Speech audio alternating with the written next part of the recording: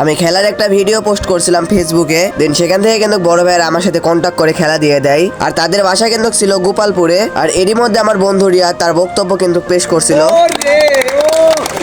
আর আমি মূলত খেলার ভিডিও ছাড়লে কিন্তু আমি প্রত্যেকবারই কিন্তু বলে দিই খেলাতে কিন্তু হার জিত থাকবে, সেটা আমাদের হোক কিংবা ওদের হোক। আসসালামু আলাইকুম গাইজ, আমি আছি আপনাদের সাথে নুলাপুর ব্লগার। প্রায় এক সপ্তাহ আগে কিন্তু বড় ভাইয়েরা খেলা দিয়েছিল আমাদের সাথে, কিন্তু মাঠ না থাকার কারণে আমরা কিন্তু তাদের সাথে খেলতে পারি না। আর আজকে যেহেতু শুক্রবার ছিল তার জন্য ভাইয়েরা আমরা বলি যে বিকালবেলা তোমরা আসো খেলতে। আর তাদের বাসা কিন্তু ছিল গোপালপুরে, যেহেতু আমাদের মাঠে আসছে খেলতে অবশ্যই আমরা চেষ্টা করবো তাদের সাথে ভালো ব্যবহার করার জন্য।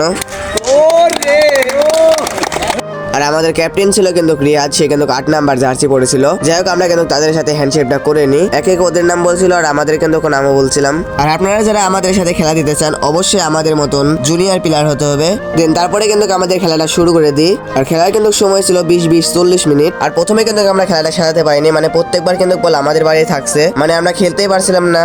আর খেলার লাস্টে কিন্তু আমরা জানতে পেরে যাই যে ভাইয়েরা বুট প্র্যাকটিস করে। যাই হোক ভাইয়েরা কিন্তু অনেক ভালো খেলে, দেন আমরাও কিন্তু ভালো খেলি। আর ম্যাচটা হয়ে যায় কিন্তু ডডো। আর এখন কিন্তু খেলা শুরু হয়ে যায় পিলান্টিক। আর প্রথম গোলটা কিন্তু বারে লেগে যায়। দেন তারপরে কিন্তু ওদের পিলার মারে, তারাও কিন্তু গোল দিতে ব্যর্থ হয়ে যায়। দেন তারপরে কিন্তু আবারও আমারে পিলার মারে, সেটাও কিন্তু গোল হয় না। এখন খালি ওদের একটা পিলারই বাকি আছে, যদি গোল দিতে পারে তাহলে কিন্তু ম্যাচ জিতে যাবে। অবশেষে কিন্তু সেটা গোল হয়ে যায়, মানে ম্যাচ কিন্তু পুরো জিতে গেছে। আর আমরা কিন্তু হেরে গেছি। যাই হোক খেলায় কিন্তু হার জিত থাকবেই, সেটা আমাদের হোক কিংবা ওদের হোক। তো এই ছিল আজকের ব্লগ ভিডিও। তো সবাই সুস্থ থাকবেন, ভালো থাকবেন, খোদা হাফেজ।